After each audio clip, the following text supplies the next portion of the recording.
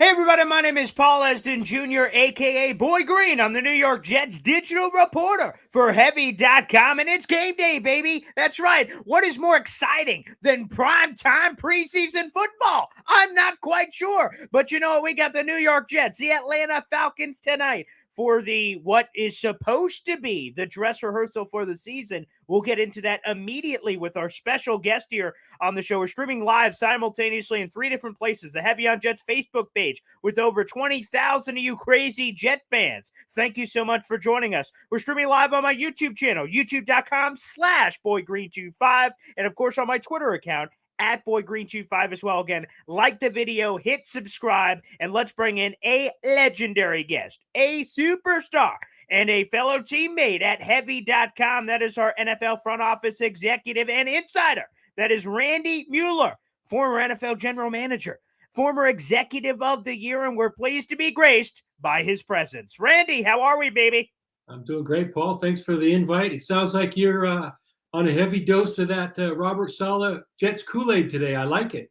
Yeah, that's true. And we'll get into Robert Saleh from a national perspective as well. But let's get to the breaking news just coming in. Again, the Jets and Falcons play tonight, Monday Night Football. All the glitz and glamour of all of that jazz. But Connor Hughes of SNY reported this: the Jets will not play the majority of their starters tonight, including but not limited to guys like Carl Lawson, Joe Flacco, Corey Davis, Elijah Moore, among others. And in particular, the importance of Joe Flacco and some of those key veterans is this was supposed to be the dress rehearsal for the season. Now that we're in this 3-week preseason schedule as opposed to the 4-week of the past, this was supposed to be it. But apparently Robert Saleh, who admitted earlier this week he was torn on playing his starters due to all the injuries around the league, he's going to pull the plug, and it's just going to be the preseason show for all of these youngsters that are looking to make the roster. Randy, what do you make of that decision?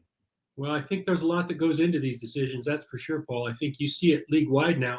A lot of the coaches are coming out and admitting that maybe these joint practices are more valuable to them than the actual game tape themselves. So I think that was probably a consideration. I think the games themselves still matter for what you said, the young guys, the guys that are trying to make an impression on coaches.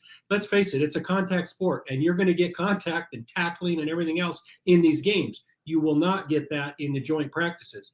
But the fact that you can script these joint practices so you can get anything and as much as you want out of each of them now, they've become really valuable. And I think great talking points within the building of all the NFL teams now. I happened to be at a couple last week with the Saints and Packers and talked to a couple of both GMs involved.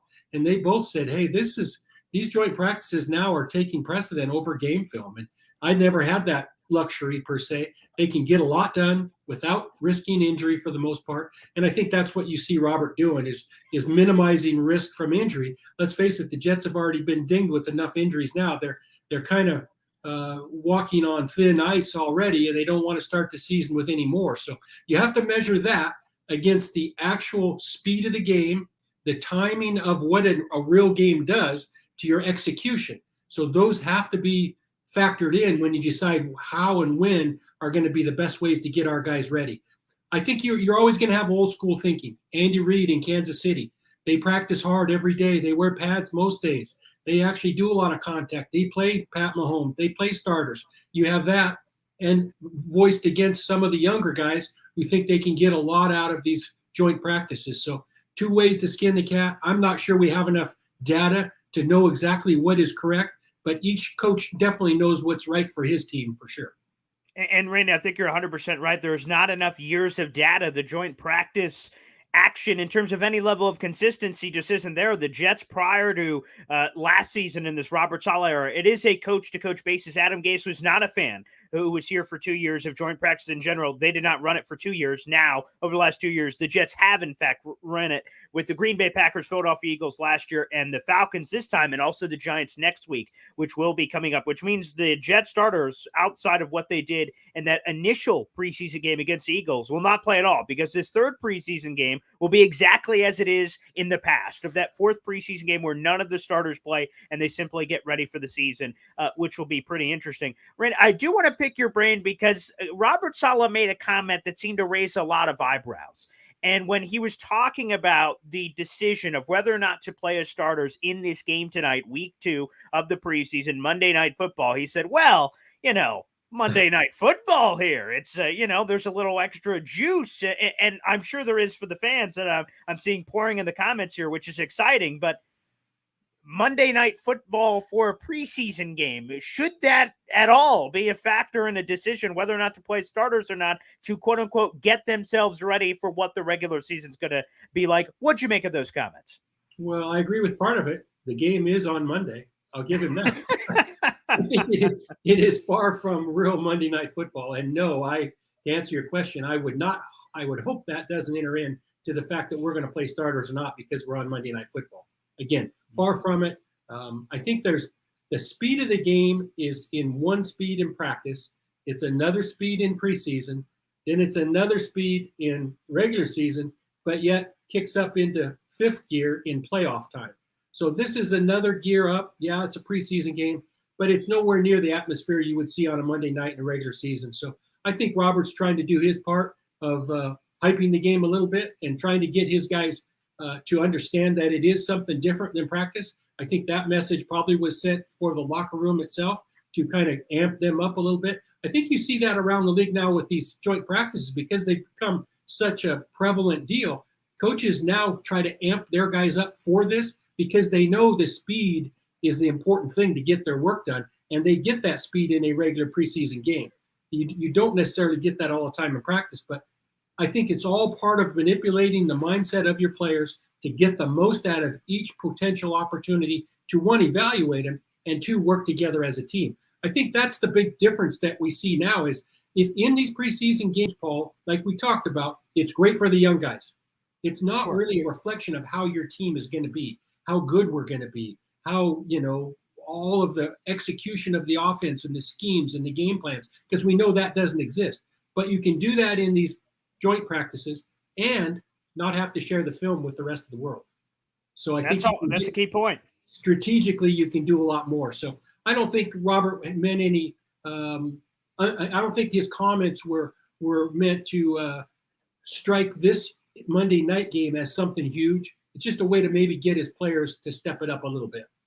And no, I think that's a key observation. And really, again, that sometimes the press conference isn't just for what we believe it is. It can often be a platform for those head coaches to almost speak directly to their players. And that can often come out here. Again, everybody, make sure you like the video, hit subscribe, drop your comments in. Again, we're streaming live on our Heavy on Jets Facebook page, along with my YouTube and Twitter account. So again, like the video and hit subscribe for more juicy New York Jets content. And by the way, hit a follow on the old Randy Mueller Twitter page for all kinds of wonderful insight. And Randy, speaking of Robert Saleh, I need a national perspective here. We're in the trenches. The Jet fans that are in here are in the trenches, and often we get the green-colored glasses. We see Robert Saleh.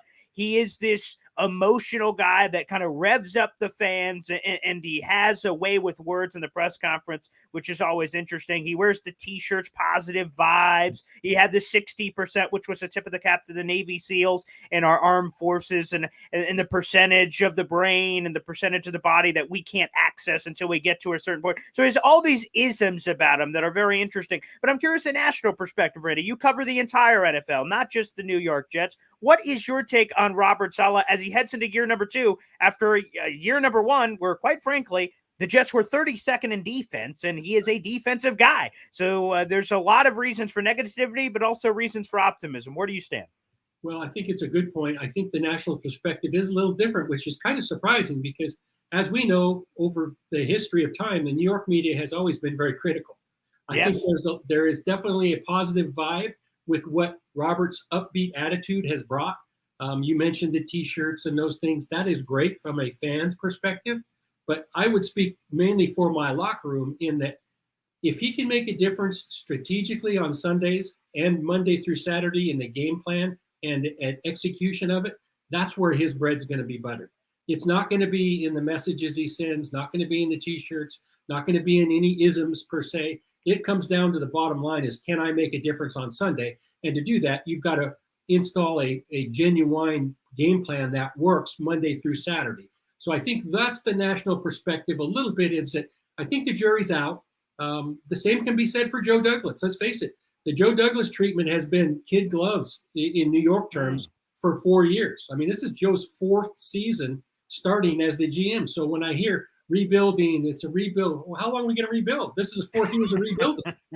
So some of us don't get but a year or two to rebuild. So the time is of the essence at some point here where they've got to produce. I mean, it's 13-36 since Joe Douglas took over. That's not anything to hang your hat on. Is it a direction of positivity? We'll see. The T-shirts say that. I'm not sure the result. And I don't want to be a negative drain at all. I'm just pointing out this is the way everybody on the outside, or a lot of people on the outside, especially those of us that have been in the business and in those chairs, see it. It's kind of time to, put up or shut up for the Jets at this point. And to take an additional step here, you mentioned it. Joe Douglas has earned a lot of praise, in particular for one trait, and that is his ability to trade. He got a lot of rose petals at his feet for the Jamal Adams trade. Seemingly players that you would think are guys that are inevitably going to be cut. Somehow he waves his magic wand. Jordan Willis, Blake Cashman. People are probably Jet fans who are watching saying, who are these people? Exactly. That's the point. And somehow he's turning them into draft picks. Chris Herndon, Sam Darnold, among others. But again, in a results-oriented business, it seems like that hasn't happened yet. So when you read that record, and then you see that Joe Douglas is heading into 2022 after being hired back in 2019, in a weird way, after the draft and free agency. So he may have gotten a little bit of a pass somewhat for, kind of operating, as Bill Parcells would say, he didn't shop for all the ingredients that were kind of used in the recipe, so to speak. Do you think there's a line in the sand here that Joe Douglas needs to reach some win barometer, especially with the fact of the matter is they haven't been to the playoffs in 11 years? That's not all Joe Douglas's fault. He hasn't been here that entire time. But at the end of the day, it's about time for wins. So what are they going to school to be a doctor? Like it's been a long time, Randy. Yeah, no, I hear you. 6 wins in 2 years is not much to hang your hat on. I think the point you're making is one I would agree with. The acquisition of talent, the trading for a particular player, drafting a particular player is one thing. Building a team and a culture is something totally different. So I think the two, although they go hand in hand, you've got to show results if you're going to show progress as a team builder. And so many times the GM, when GMs get hired now, the fans and a lot of people think, well, this guy's going to be our player picker. He's going to sit in a room, close the door, and pick players. That's about 20% of the job nowadays. The other 80% is communicating, building the team, setting the direction, doing everything else, communicating with the coaches every day, making sure our criteria is that fits their schemes. There's so many big picture things that are involved, and I think sometimes that gets bypassed for the fact that, hey, we made this trade or that trade. It just hasn't worked out. But as you mentioned, it is a production-based business. So I would think there has to be some urgency on the Jets this year to actually win some games and actually be around come November and December and be viable, be on the lips of somebody instead of just rebuilding that continually keeps coming up. We're rebuilding. We got to show some production this year. And I would think that by the end of this year, they're going to know if the direction has been set by Joe and by Robert, if it's the correct direction. That's for sure. And the worst part is, and people are not going to believe this stat, the Jets haven't won a game in September since 2018, which you got to be like, what? So then you just see that they get off to these incredibly slow starts to the season, and thus they're out of it by October or November. And then, fans are dejected, and really just in general, less so about that. The team in itself, they can't overcome these kind of hurdles to start seasons, which has put it in a tough position. Let's go into Joe Douglas, because he's got a key decision to make or not make. And I'm curious, Randy, as a former general manager, how would you handle this? So Mekhi Becton, unfortunately, is out for the season again. And again, he's only played 8 complete games in his entire career, and 2 of 3 years are now going to be completely lost for the season. We'll get into Mekhi Becton in a second, but because of Mekhi Becton getting injured, he was supposed to flip over to right tackle, and George Fant, who stepped in for Mekhi Becton last year, was supposed to step in at left tackle, and he did so last year brilliantly, but because of the injuries, the Jets decided, hey, George, I know you want to play left tackle, but it's best for the team to get the best 5 starting offensive linemen on the field if you play right tackle, as we signed Dwayne Brown, a free agent who has exclusively played left tackle in his career. George Fant has seemingly said all the right things in the media since this decision was kind of forced upon him, but he's entering the last year of his deal. He wants to be paid. The Jets have seen one really good year from George Fant, but there seems to be some hesitation on their side whether or not to pay him now force him to play out this year, see what happens. But also he's been the ultimate team guy, doing whatever the Jets have wanted during his time here, and has really saved their tuchus on a couple of different matters. A lot of variables here. What do you do with George Fant? Do you let him play out this year? Do you hand him an extension? Send a message to the locker room potentially? What say you, Randy? Well, I think those are all valid points, and you've got to consider them all. I think in this case, when you have the question marks around Becton, you have the question marks around Brown's future beyond this year. I don't think you have any choice but to try to find a way to get George Fant under contract. I think it sends the message, like you said, that, hey, we are going to take care of guys that do a good job, and it alleviates a problem down the road. Let's face it, he can play either tackle spot in his mind. So why not get him sewed up now? It's only going to be more expensive the longer you wait. So I don't see any reason why you wouldn't sign George Fant. He gives you flexibility. Like you said, he's been a good team guy. He sends the right message and is an advocate for us getting better. So I don't see any reason not to sign him, mainly because he's been the one steady influence, believe it or not. And when he was signed as the third tackle, but he's been a steadying influence. You don't know what's going to happen with these other guys in 2023. So I think that one's a no-brainer. I would definitely find a way to get George Fant signed within reason. Of course. And speaking of 2023, it may seem unfair, but the NFL world keeps spinning, despite the fact that we just mentioned Becton will be missing 2 of his 3 seasons officially this year with the fractured kneecap. In May, after the season is complete, the Jets have to make a decision. Do we exercise the 5th-year option or not? And it's important to note for all the fans who are watching this live, the 5th-year option is no longer injury only. It is a fully guaranteed 5th-year option, which obviously factors heavily into the Jets' decision-making. And Randy, according to several Jets beat reporters, they believe it would be crazy if the Jets, they would be surprised. They'd be flabbergasted if the Jets decide to exercise that 5th-year option, which would mean heading into 2023, if that's true, and you would buy into that as well, Becton would be heading into a contract year, do or die, in 2023, heading into what would be unrestricted free agency in 2024. Do you agree with the narrative that you just can't exercise an option despite how talented Becton is because of that? Or would you slap the 5th year on him? He's just such a talented piece, and when healthy, people have thrown around quote-unquote Hall of Fame traits when he's healthy on the field. He just hasn't been throughout his NFL career. Well, part of the value you put on players is their availability. So you can't go into that thinking that all of a sudden he's going to get healthy. I understand injuries are cyclical, and maybe he will play 10 years without being hurt. But here's the 2 things I come to conclude after listening to just what you said. I would definitely sign George Fant. I think let's take that part out of it. Let's get him signed. All the more reason to do that. And the other thing on Becton is just because you don't exercise a 5th year, and I would probably agree with the beat writers in that I would not exercise that option, but just because you don't doesn't mean he's gone at the end of the year. You're always going to have a chance to sign him. You're always going to have some chance to retain his services. You have his rights, so you have time on your hands. But I'm with you. I couldn't guarantee a crazy number in year 5 based on what we've seen right now. So I think it's an easy decision to make. But again, doesn't mean he's not going to be with us for the long haul. That's an important nugget. Again, the franchise tag is always in the back pocket if somehow he balled out in 2023. Okay, you're not going anywhere. Becton franchise tag. Unfortunately, if the injury issues continued, all right, I guess we'll let him walk. So they'd have all options on the table if they actually decline the 5th-year option, which may be surprising to some people as well as we're talking here. Again, Randy Mueller, former NFL general manager and executive of the year, join us here on the show. Again, guys, feel free to keep dropping. I'm seeing a million questions in here, so feel free to keep dropping them here on the show. Since we're talking about national perspective on a variety of other things, how could I not bring up Zach Wilson as a guy as well? He is probably going to miss the first week of the season, which sets up revenge game, a tip of the cap NFL schedule makers for that possibility. Joe Flacco against Baltimore in week 1, but he is expected to be back for either week 2 or week 3. Zach Wilson, another guy who is only heading into his 2nd year, a talented player, but one that had a lot of turnover issues. How much credence do you put into it? Looked like post-injury for Zach Wilson. Again, he missed 4 games last year with a PCL strain. But after the injury, it seemed like he really reined in the turnovers and benefited from sitting on the sideline and watching other quarterbacks operate the offense, and he could learn from that perspective. Is there legitimate, optimism that fans should put into that? Or was that simply, hey, they kind of put training wheels on and he didn't really throw it all over the ball yard like he was prior to the injury?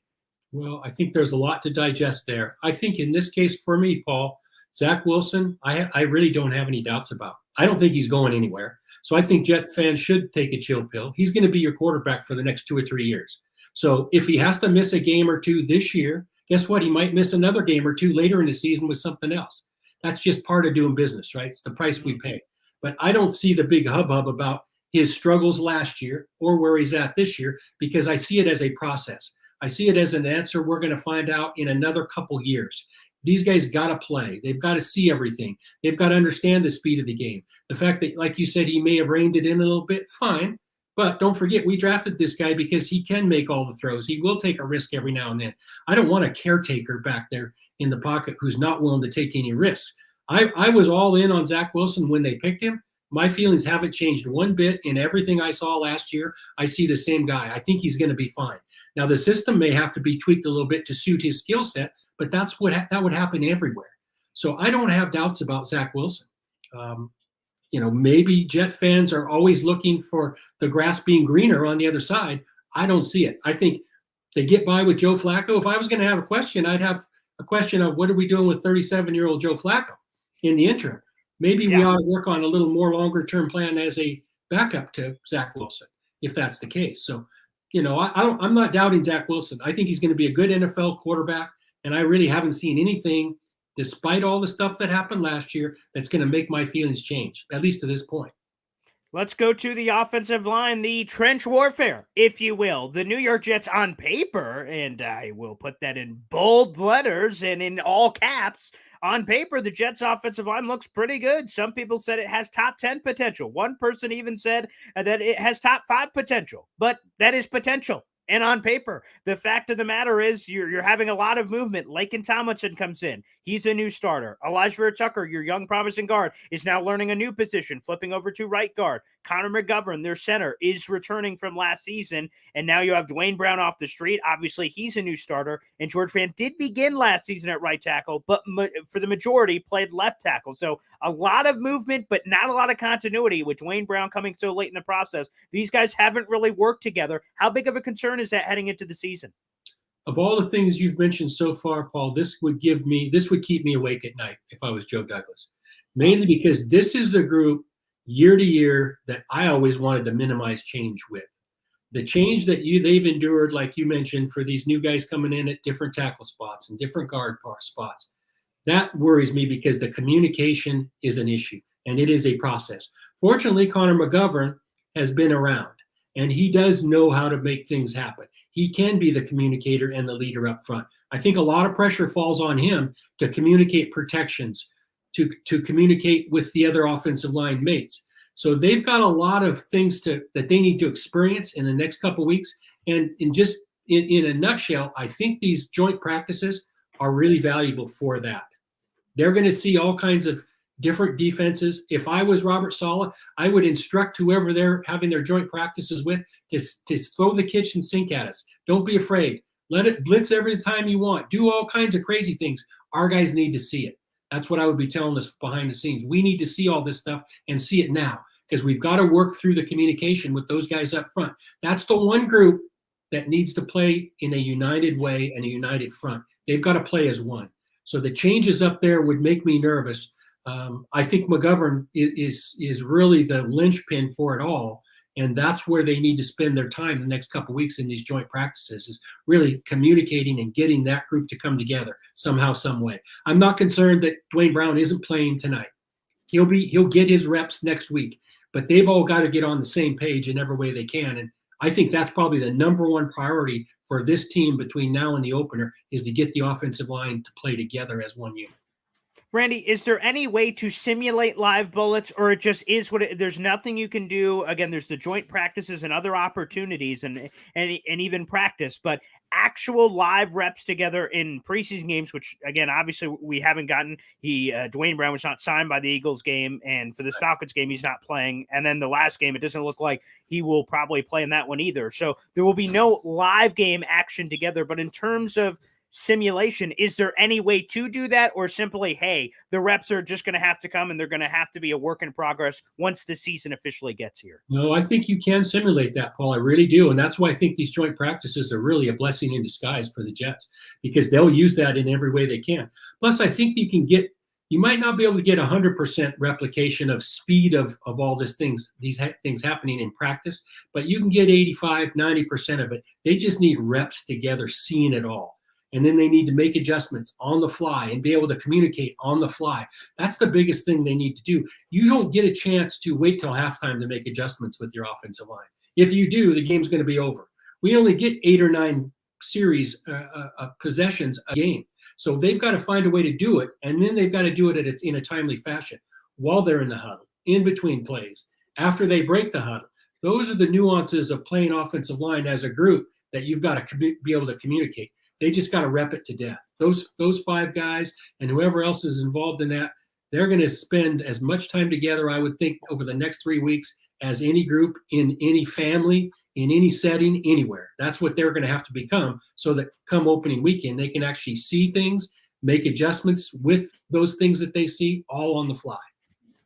Well, let's talk roster construction. One of the big jobs for an NFL general manager is putting all the puzzle pieces together on the table. And both we're recording this and streaming live right now on a Monday, August 22nd. But over the next 2 weeks, essentially, and it's 8 days specifically, is that tomorrow the Jets and every NFL team have to cut their rosters down from 85 to 80. And then the following week is a ritual bloodletting. It is going from 80 to 53, and there will be a mass exodus of players from NFL rosters to free agency. Randy, how do you make those decisions? And I'm sure a lot of it is case-by-case basis, but going, I'm going to keep 2 quarterbacks, which allows me to keep 4 running backs, which translates to 5 or 6 receivers. Like, how do you go through these decision-making and the ripple effects that just deciding to keep 3 of these means 1 less of this over the course of an entire NFL roster in terms of that construction? Yeah, it's definitely a puzzle, Paul. It is a big puzzle, and I'm not a puzzle guy, but it sounds to me like it's one of those 535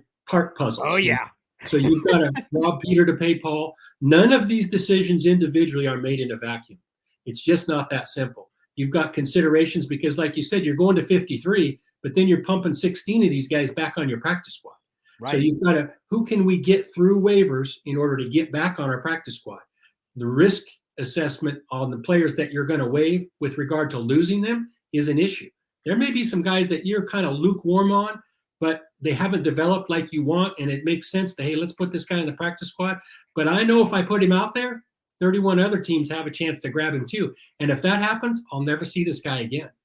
So you've got to risk that decision-making and the reward with the penalty of losing a guy for good. So some of the worst feelings I've had as a GM, gut punches, are when we tried to sneak a guy through waivers to put on the practice squad and some other team grabbed him. That's like losing one of your kids. That's like losing your son, for a battle, that you didn't want to have to expose him in. So that's hard. Those are hard for decision makers, and it's all part of it. Again, you got to factor in injuries. You've got to factor in, can we practice this week with this 53? So it's fluid. Every day is fluid. They could go through this exercise 10 times between now and then and probably come up with a different 53. Because then, like you said, they're going to play one more game next week and have some more injuries to factor in. You've got to have 3 or 4 weeks from being in the regular season to try to predict where we'll be health-wise. So there's unlimited amount of issues to deal with when you make these decisions. So I don't think there's a book that tells you how to do it, Paul. There's no how-to book for this one. It's a lot of time it's with your gut. It's with the input from your coaches, your scouts, and everybody else in the building. I always say, hey, none of us are smarter than all of us. So we're going to talk this through ad nauseum. You guys might get tired of it, but guess what? We're going to meet tomorrow and talk about the same stuff.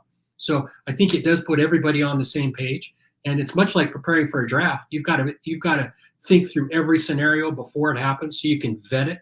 And again, these decisions aren't made quickly and they're not made in a vacuum. They get tons of discussion. And this time of year, it would not be uncommon for Joe Douglas and Robert Saleh to have 5 of these conversations during the course of a day. They just go down to each other's office and sit down and BS about just the things you and I are talking about. But get into particulars. If this, then this. Well, what about this? They got to talk about it all. You may have answered my question at the end of that answer. However, how much counsel do you seek? Because, again, you have to make – it's almost like thinking 3 steps ahead, because you may like a player, but if you cut him, he may not make it through the waiver process, which means you can't even get him to your practice squad where you can consistently protect him. How much counsel do you seek? Is it coaches, scouts, the entire building? And then how do you go and how do you kind of investigate and kind of explore around the league? Oh man, this guy would legitimately have interest. This guy, oh no, we think we can sneak him through. No one knows who this guy is. How do you figure out those decisions? Yeah, I would definitely start with my pro scouting department because those guys have been on the road. They've been looking at tape all preseason. They should know the strengths and weaknesses of other teams. And if you put a guy out there who might, be interested in grabbing that guy. The other thing is maybe they've identified a couple linebackers that if we lost one, we could go grab. So the depth at that position from a league-wide standpoint might dictate whether we put a guy out there or not. It's all about not option A, but it's option B and option C, and vetting those parts in the decision making initially. So yeah, I think a lot of times it's the head coach, it's the GM, and it's the pro scouting department. The head coach hears from all the assistant coaches, so their thoughts kind of funnel through his. I always found that it's hard to identify directly with a position coach because they're in their own world, right? They only see it from a linebacker standpoint. They don't see the big picture from 30,000 feet. They want their guys. And I understand that. It's much like in a draft situation. Assistant coaches want guys. They want their guys, But we're making decisions from a macro level when we decide what's best for, in this case, the Jets. So again, if you don't have people skills and if you're not a good communicator, you're probably not going to be a good GM. That's just the way it is. And Randy, bring me to this in your experience. How hard is it when you're making these roster decisions and it's between a guy that you drafted and then a guy that maybe you don't have that direct correlation with, but perhaps your drafted guy hasn't quite made it yet, but it's one of those, I don't know, parental. I'm trying to think of the right analogy where you're like, man, I know you got it in you, Johnny.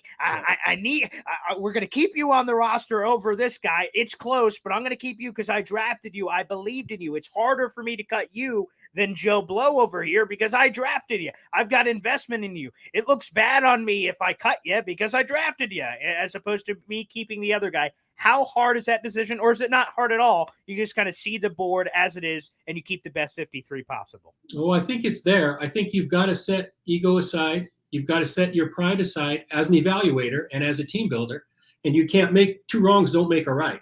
So you've got to sort that out. You've got to talk with your coaches about it. You've got to be a little bit of a forecaster as to what we're going to do with these guys and how do we see them 6 months from now? How do we see them a year from now?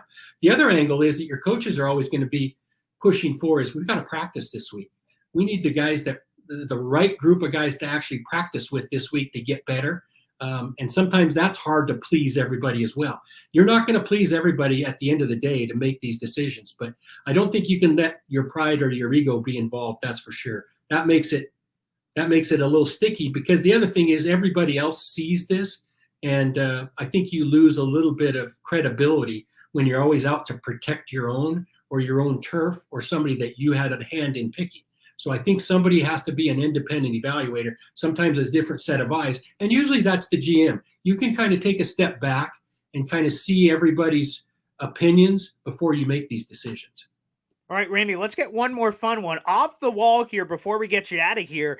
Dana White, UFC president, dropped a juicy nugget along with Rob Gronkowski. Dana admitted after, he's like, Gronk pushed me into it. I never thought I would even admit this story, but we were on live television. I had no other choice. So Tom Brady, in his initial free agency, leaving the New England Patriots, there was almost a statement from the Patriots on Tom Brady. Hey, we're going in different directions. I'm playing for a new team. Tom Brady. So it was wild speculation on where he could land. And there was a lot of rumors that Tom Brady to Vegas made sense. They were launching the brand new Allegiant Stadium.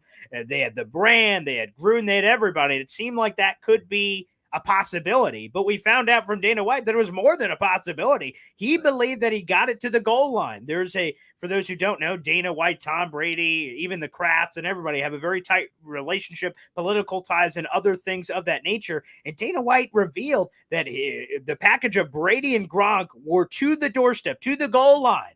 To use a football pun, and brought it all the way there. and he said that last second John Gruden pulled the plug on it, and he was pissed, and it didn't happen. And of course, Tom Brady ends up winning the Super Bowl.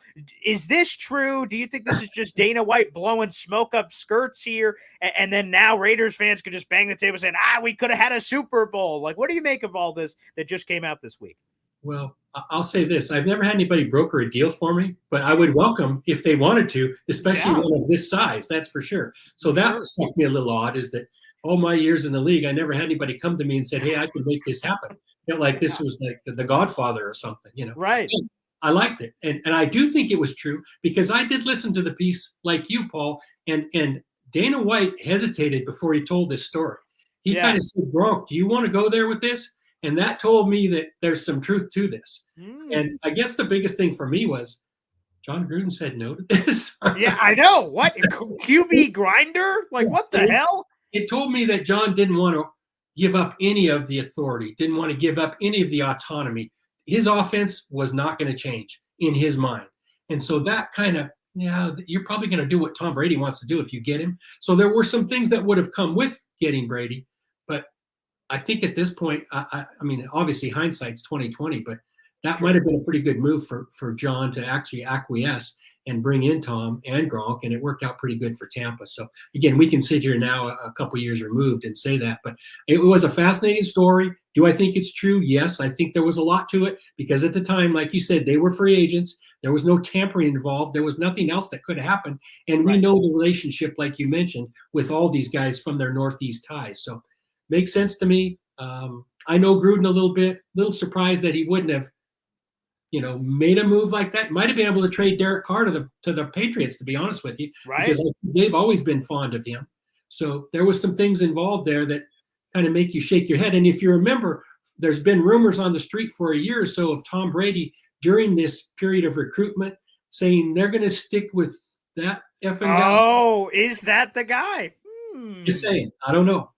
Yeah, that's a good point. I laughed when I heard the story and then started to connect the dots, and wow, okay. Yeah, right. That is fascinating to hear, because when that came out, everyone started trying to guess who that guy is, and I remember them bringing up the Raiders, but they said, Brady's not going to admit it. He's not going to reveal who he was saying that about, but I think we can all play a little dot connecting and see, Randy, what's your gut say? So Tom Brady is set to be a free agent next year. There's been the Miami Dolphins stuff. Obviously, there was the Raiders stuff, but they just re-signed Derek Carr, so that probably isn't going to happen. What's your gut say? Is he retired? Is he playing for the Bucs? Is he playing for somebody else? What's your gut say right now here in August 22nd, 2022? My gut tells me that he will not be playing next year. I think this would be it for him based on everything that's happened.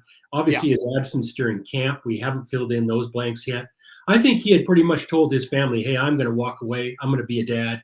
I'm going to come, be the father that I've been absent at for the last, 10 years or however long old these kids are, and promised his wife the same. So I'm not sure that his absence away from there now isn't really based on family and him spending time with them during this time, whether it's, personal or not, I don't know. But I think that's really what it comes down to. So I don't think Tom will play beyond this year. I just think the Miami thing, that door opened and shut, and I don't see that being the case now. They've kind of picked a different lane as well. I guess things could always change depending on how this season plays out.